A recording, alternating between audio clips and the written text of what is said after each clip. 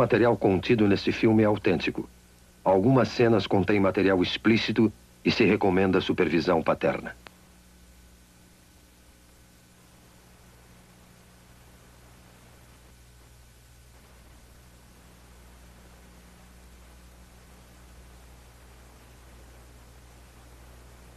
Agora podemos perceber o grito silencioso na face desta criança que agora enfrenta a iminente extinção. O grito silencioso.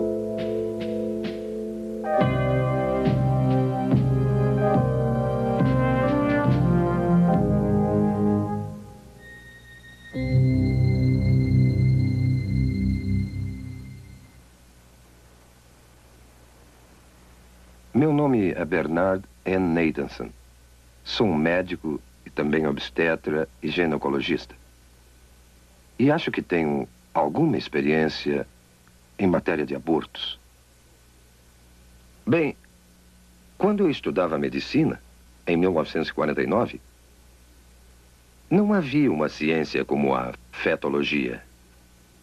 Aprendemos que esta criança a nascer, o feto, era uma coisa no útero e que somente por uma questão de fé era ou não era um ser humano e se esse ser humano teria ou não qualquer qualidade bem pessoal.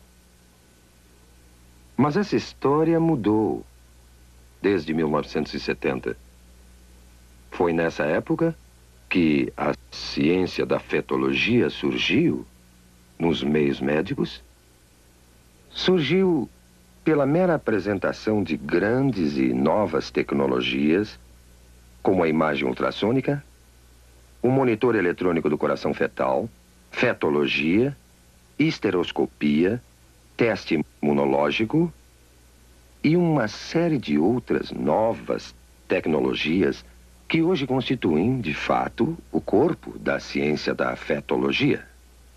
A imagem ultrassônica, que é a imagem do feto em movimento, tornou-se acessível à nossa clínica a partir de 1976. A sala para exames ultrassônicos consiste de uma convencional mesa de exame e do aparelhamento de ultrassom. Essa máquina que vemos aqui.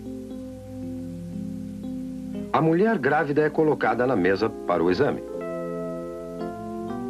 O abdômen é devidamente coberto. A ponta do instrumento é colocada sobre o útero.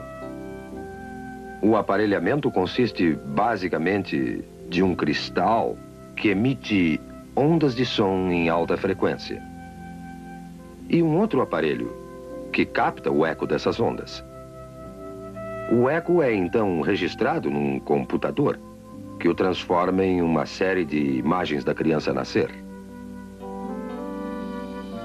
E a criança pode ser observada por uma análise linear, que é útil para a gravidez adiantada, ou por uma de setor, que é mais precisa para delinear a criança na fase inicial, como esse caso. A imagem reconstruída pelos moldes do eco é capaz de ser de uma absoluta clareza e é tão detalhada nesse instrumento que as válvulas do coração são observadas abrindo e fechando com as contrações do coração. Mães e pais, pela primeira vez, têm podido ver suas crianças antes do nascimento, com essa espetacular tecnologia. Essas tecnologias, esses aparelhos e máquinas que usamos diariamente, tem nos convencido que, sem dúvida, essa criança a nascer é também outro ser humano, outro membro da humanidade, sem distinção, de maneira alguma, a qualquer um de nós. E pela primeira vez, temos a tecnologia para ver um aborto sob o ponto de vista da vítima. A imagem ultrassônica nos permite ver isso.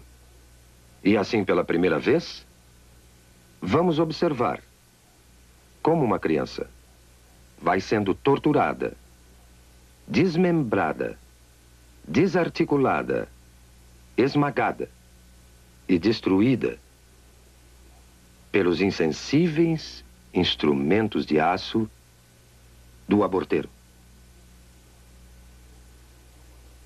O que estamos vendo aqui é uma sequência do desenvolvimento de uma criança no estado pré-natal de vida, desde os primeiros momentos até o fim desta fase. Temos aqui uma criança de 4 semanas, de 8 semanas, de 12 semanas, de 16 semanas, 18 semanas, de 20 semanas e de 28 semanas.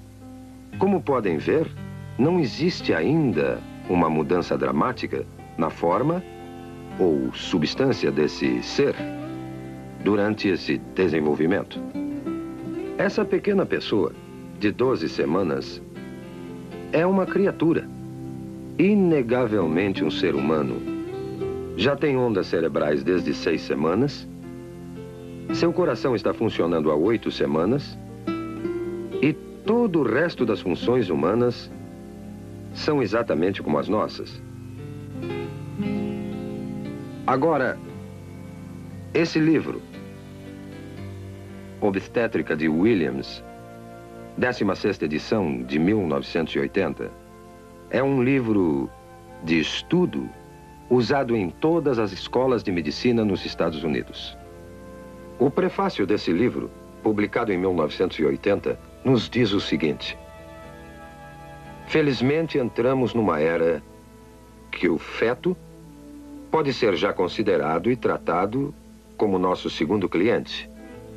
Quem poderia sonhar, mesmo há alguns anos, que poderíamos atender um feto como médico?